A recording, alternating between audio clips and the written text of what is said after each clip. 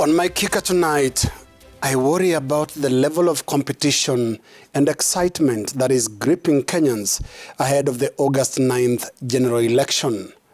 From the frenzied, overcrowded political rallies to the hysterical activities on the social media, the high level of anticipation among Kenyans is unmistakable ahead of the polls, which are just 25 days away tonight. But I tell you why the excitement worries me. First, I worry that some Kenyans expect a lot will change instantly on or immediately after the 9th of August, and some are painting the election date in terms of a departure on a trip to heaven or some destination of the plenty and the boundless. I worry because some of the excitement is not fully alive to Kenya's unprecedented pre-election circumstances. It needs no illustration, for example, that we are in the middle of the worst cost of living crisis in recent history. Prices of food and other essential commodities have pushed the country to the edge of depression, and I'm not persuaded that the problem would be fixed on election night, whatever the outcome of the polls. According to the World Food Programme WFP, an estimated 4 million Kenyans are entirely dependent on relief food, while the poverty index puts a staggering 28 million Kenyans below the poverty line.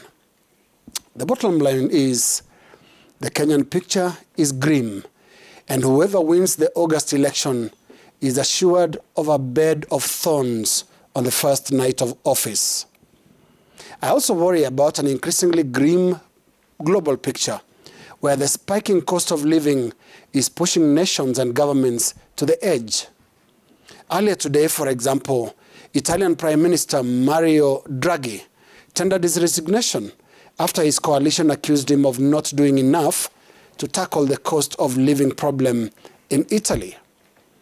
Earlier in the week, a protracted economic crisis in Sri Lanka saw protesters taking over the official residence of the president and forcing the head of state to flee the country.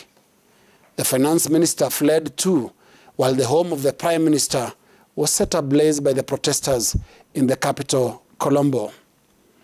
Grim global pictures indeed, and a sobering reminder that times are tough for nations and their leaders. In a morbid way, reminders abound all around the world that leadership is not exactly that illusion of an ethnic bed of roses currently feeding the energy of campaign rallies in Kenya. On the 9th of August, Kenyans will elect one person, perhaps one person, to one of the worst jobs to be held in current times. But I worry that fewer Kenyans see it that way. A majority, or perhaps I should say, see the election in its usual charged game of tribal numbers, ego contests, and short-term gladiator clashes. I worry about the absence of depth and contemplation on both ends of our campaign rallies. In typical Kenyan fashion, our elections and choices share similarities with our incomprehensible obsession with the English Premier League, for which Kenyans bet and even commit suicide. In the end, there is this inevitable futility about it. Even though we know that none of the English Premier League champions has ever paraded their trophy in Kenya, we still care to death that it is Manchester United and not Arsenal, or Liverpool and not Chelsea. Just one sobering reminder: we are not going to heaven on the 9th of August. We are electing a government to save us from hell.